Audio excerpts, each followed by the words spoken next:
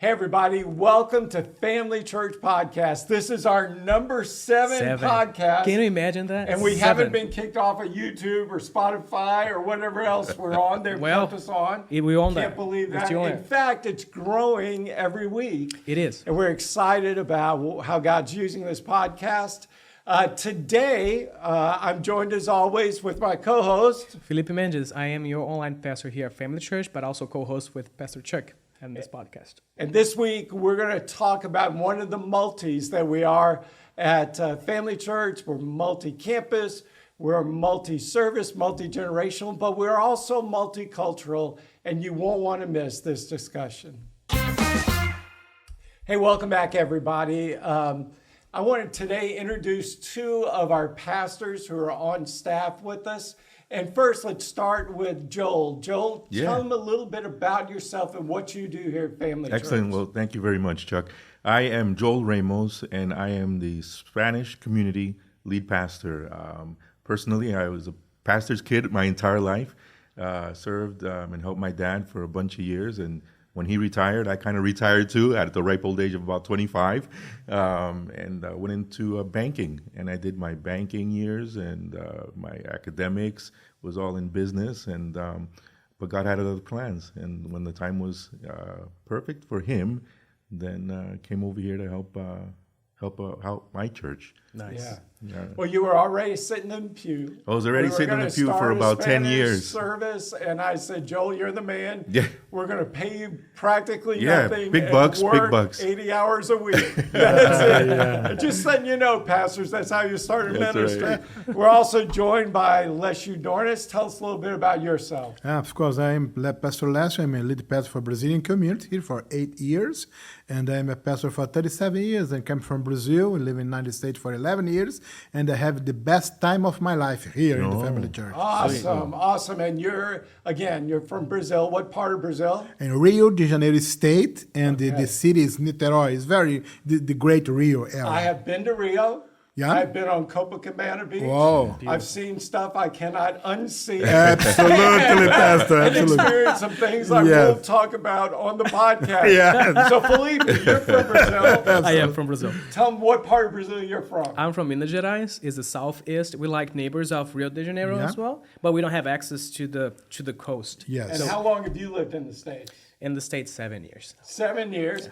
And you're a pastor's child, much like Joel. Exactly. Yeah. I am. I grew up in a family. My father was a pastor. It is a pastor, still a pastor of a church in Brazil. And I grew up in this environment where we learn on the really hard way how to do things in church. And you got to grow the church from nothing. So I had to learn several instruments to play bass, play drums, play guitar, sing, because the church, my father... You were the worship team. Yes. Part of being a pastor's kid. That's right. But the thing is, as a church planter in Brazil, you start the church in a little store with nothing, and you gotta invite the community around, and then as the church is already thriving, then the Baptist convention allocate my father to plant another church in another region. Yeah. So this is how we... we had Azalea Santini on our staff, who is Brazilian. And so I've been to Brazil probably a half a dozen times. Oh, great. One of the times we were at a new church plant, and it was actually in an alley between two buildings that they put a roof over. Yes. And that was the church. Very simple. There in the alley, and it was growing and thriving, and you could feel the spirit. It was exciting. Amen. Well, look, what I want us to do today is talk about what it means to be a multicultural, multi-ethnic church. We use those almost interchangeably.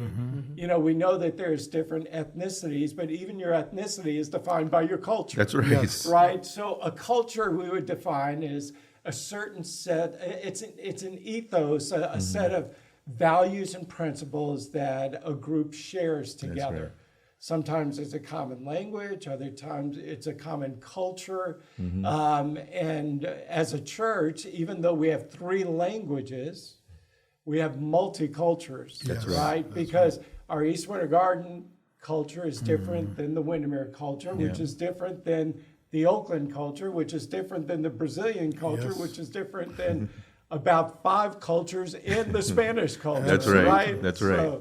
In fact, the Spanish represent, what are your main nations that represent in your Spanish Yes, congregation? we are seeing such an incredibly exponential growth in our Latin community here in Horizons West, particularly as part of Florida. A couple of years ago, we had a big influx of people from Puerto Rico right after Hurricane Maria. And then over the last couple of years, we've seen a lot of people coming over from Venezuela, from Colombia, different parts of South America, Central America, Mexico, all the Caribbean. It's just, it's a beautiful melting pot of Yes. Spanish-speaking people that love the Lord, love their language, love their culture, love their food. Yeah. So we've been just blessed to be a blessing to that community. Amen. Amazing. And unless I've kind of teased you that you're the Ellis Island of Brazilians who moved to Orlando, because people will move to Orlando and somehow they find Family Church and they found you. Talk about we're recording this on a Monday. What happened last night as far as guests showing up? Last night, there are about 15 new families to visit. 1 week, not 15 people. 15 No, families. And And, showed up in 1 and week. 10 of these families is just arrived from Brazil to the United States. Yeah, and, that's and then talking about the multicultural, in our Brazilian congregation, the majority is Brazilian, but we have a Greek, a couple from Greece, Yes. and I have a couple from Haiti inside our service. And they speak Portuguese. They speak English and Portuguese. That's awesome. Yes. Well, look, for those who are listening today, here's what I want to say. First of all, for those who are members of Family Church, you'll better understand our model and the power of our model. And for those who may be leaders in other churches or even lay people in other churches, why you should consider seriously being a multicultural church. So I want to talk, first of all, pick your brains, first of all, about what you see as some of the positives. And then we're going to talk about some of the challenges that come with being a multicultural church. So let's start with you, Joel. What do you see as one positive to this model? It's the team. The first positive I've got to mention is the structure of the team environment. As a pastor, one of the things that most pastors struggle with is just they're alone. Yeah. There's no one around them. They've got to make all the decisions. They got to come up with the sermon. They got to make all the house visits. They got to open up the church, close the church, clean up the church. Everything is up to them. It's all on their shoulders. And sometimes, like Felipe was saying, we got to play the instruments too. Yeah. And being a part of a multicultural church, all of a sudden you're surrounded by a team, by people that you can pick their brains, they pick your brains, you have conversations, you can lean on one another, and that alone is such a big deal. So if you have a church right now that's only one language, one culture, adding a second or a third, would be a big help to that person in itself. Yes. And again, I mentioned this is a Monday afternoon. This morning, we sat around the table with 7 or 8 of us crafting our sermons for the next several weeks. Yes. We do the same sermon series, but we put our own personality and knowing our congregations, we crafted a little bit to lead from the pulpit when we preach. But what for me has been so great, we have 3 people around the room with doctorates. We have others with just a pastor's son and other experiences.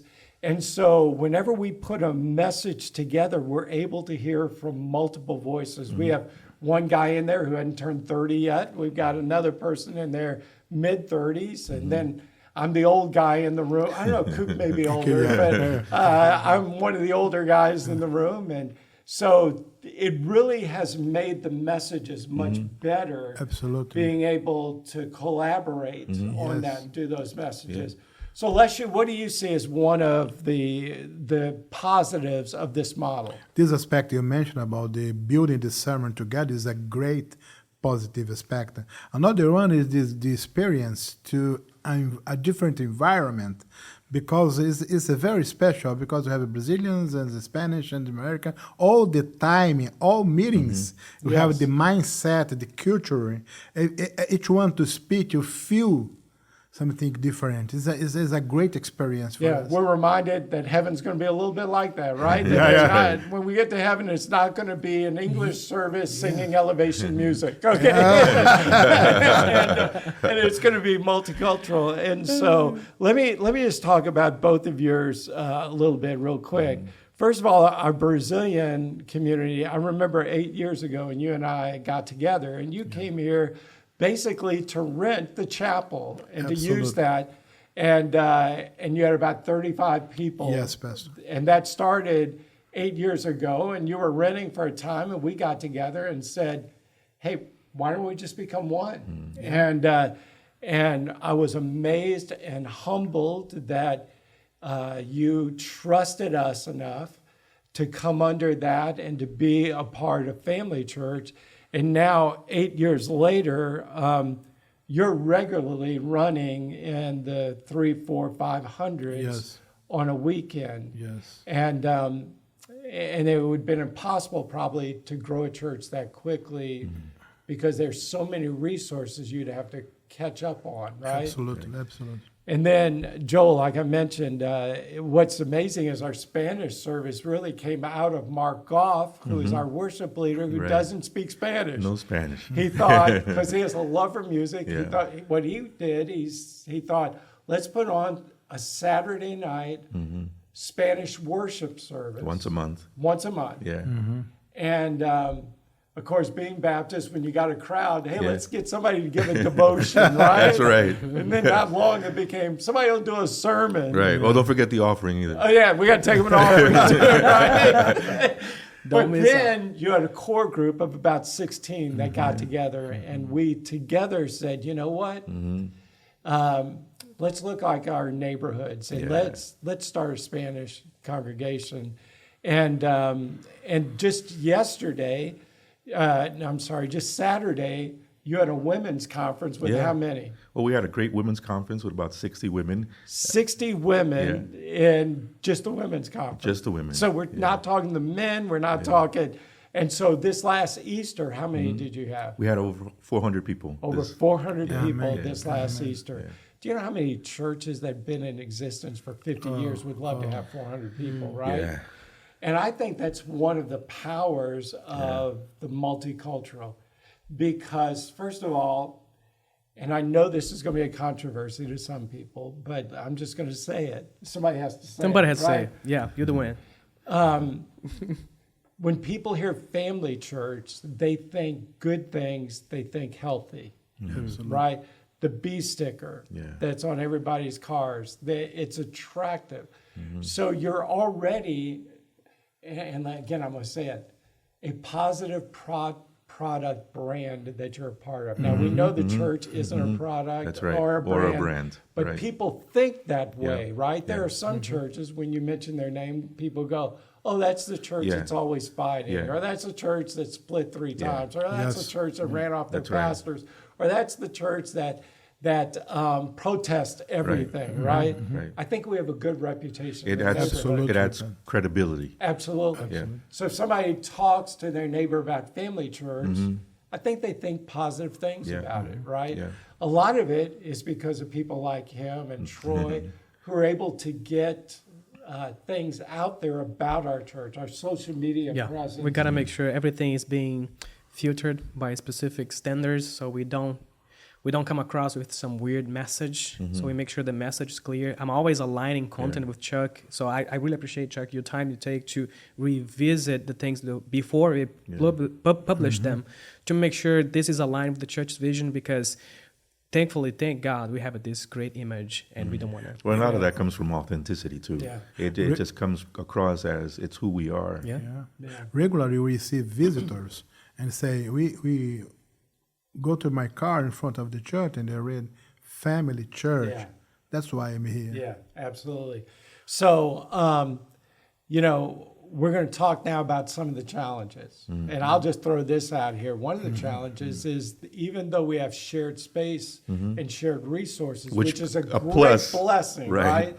I mean, So let's face it, as a church, we have hundreds of thousands of dollars worth of technology. Yes. And millions of dollars worth of buildings, Mm-hmm. right? So those shared resources are an incredible blessing, but they're also a challenge at times. Mm-hmm. So our Spanish community, tell them when you meet. Well, we meet at the glorious hour of 1 p.m. on Sundays. 1 p.m. on Sundays, right? That's right. Which is not prime time for church. It is not prime time. It kind of splits the day in half for people, but God is good, and people come and they stick around. And I remember starting when we were first getting started. I'd preach 30 minutes, just like everybody else, just like if I was preaching in English. Right.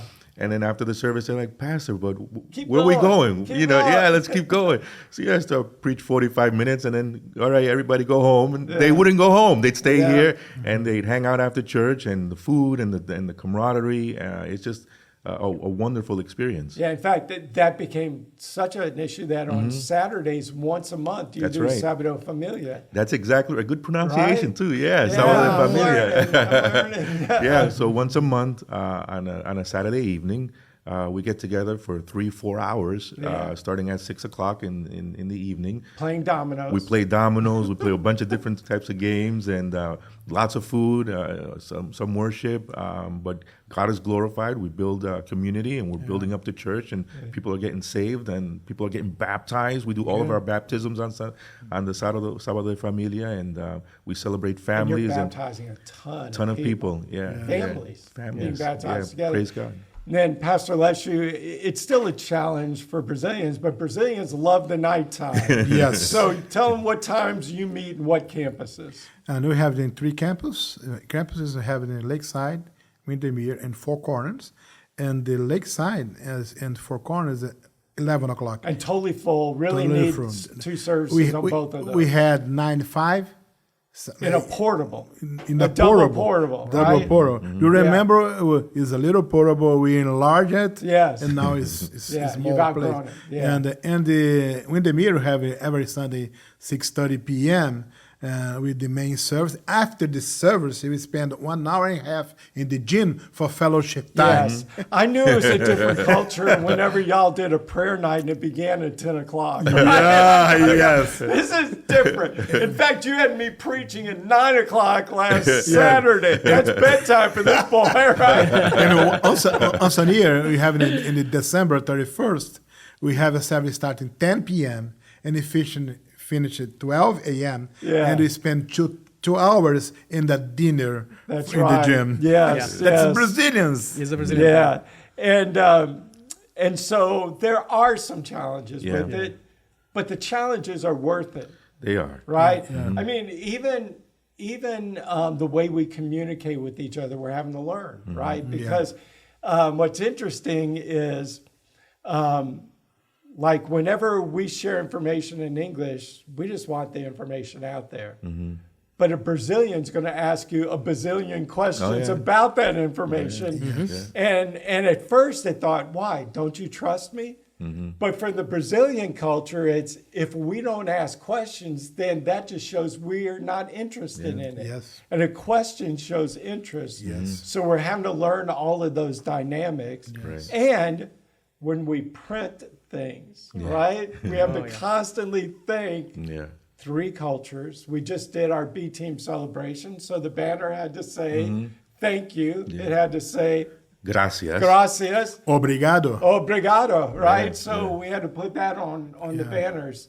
Another thing is when we were talking about doing sermons, sometimes we'll use an acrostic Yeah. in the That's sermon. right. Guess what? No An acrostics. English acrostic doesn't work in Spanish That's or right. Portuguese. You need to create a new one to make sense to Brazilians. And all. But y'all do such a great And time. I think it's also important, Chuck, to point out that for all the leaders and pastors that are thinking about this, is that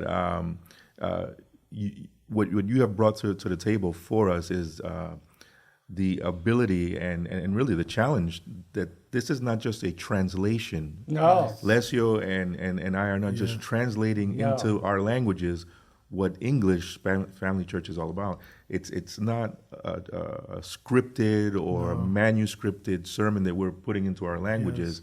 It's a completely dynamic cultural experience. It's the same God, the same Absolutely. vision, Absolutely. the same guiding principles and mission statement, Yeah. but it's in our culture. And so your people worship in their heart language. That's right. They Yeah. hear their sermon in the heart language.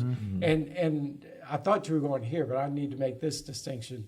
We are not a church with a Spanish and Brazilian ministry. That's yeah. We're a church of That's English speaking, Spanish speaking, It's totally different, right? Portuguese, Yeah. right? That's right. It's who we are. Right. Yes. And there's a lot of churches who will Yeah. have a Spanish translation you can Right. put in your ear, Right. or that's not multicultural. Right. Or we will have one Yeah, it's service totally that different. happens Right. in a room over here. No, everything. You're a full, complete Right. body It's the within DNA of body, our right? church. Yeah. Absolutely, absolutely. Well, look, we're about out of time, but I do want to say to anybody listening that our culture is changing, Yeah. and we need to change with the culture. Yeah, absolutely. And right now, we're saying, well, in our mission field, we're primarily English speaking, Spanish speaking, and being in Orlando, a lot of Portuguese, a lot of Brazilian speaking. Man, if we were to have a lot of Russians move in, we would look at that, right? Absolutely. So we want our church to reflect the community. Any questions you have or statements you have? No, Thoughts? I believe this is a blessing to be part of the church, that we can share so much and walk together as one. It's beautiful. And we, as we always been aligning how we're going to grow, how this is going to be translated, how this will communicate better with the people that is surrounding our communities, and how we reach them through small groups. And those small groups are also multi-language small right. groups. Yeah. So I think this is going to make a really great impact. Yeah, and just hearing Felipe made me think our website, right? You can click a button, it goes in Spanish, click another button, it goes in Portuguese. Yes. And I think that's so cool. All right, so it's time for me to do this. Somebody has to say it. Somebody has to say it. All right, so this is going to be a little international, okay? So I was in Brazil one time and we ordered pizza. Ah, come on. No. And we got the pizza, and it was basically dough with ketchup. on No. it. And Pizza then is they fine. put That's not cheese pizza. on it. Knife and No, fork. no. Yeah, Knife and fork. and it was ketchup on a pizza That's and fine. cheese melted on top. And it was from Pizza Hut. It was just terrible. No. And let me just say this: people overuse ketchup way too That's much. No, right. listen. Ketchup no. is nothing but sugar for the most part. Right? Look at it. Colored And it's on sugar. the pizza. So never put ketchup on eggs. Can we Never. No, agree? we Yes. agree. Okay. Never put Never ketchup. Who puts on ketchup eggs. on eggs? No. Never put ketchup Chicken. on a steak. Oh. Okay. That's- a chop steak, yes. Yeah, right? yeah. That's No. like the worst. No. Because that's a hamburger. Hamburger is okay. chop steak. Yeah, yeah, Okay. But if it's a real piece of meat still No. stuck together, Oh, my gosh. right? Oh, my You goodness. don't put ketchup on it. And then the worst. The Chuck, word. you having bad experience in ketchup. Copacabana, pizza. Ketchup on rice. No. Who does that? I've seen that. Yeah. Ketchup on No. rice. I can't Yeah. believe it. Well, hey, Felipe, send us home. Oh, well, I'll just make sure the ketchup on pizza is fine. We love that. All right. Guys, thank you very much for joining us one more time here for one more episode. I can't wait to see you next time. If you see this as valuable for you, please make sure to subscribe our channel, like this podcast, share with your friends, with your church, everybody you know that will like this content, and we'll be glad to. All right, let's all say goodbye. Goodbye. No. You said say goodbye. Yes, let me say, Brazil is better because you have Americans and the Spanish together. Ciao. Ciao. Adios. Goodbye. See you in 2 weeks. See you in 2 weeks. Bye. Bye.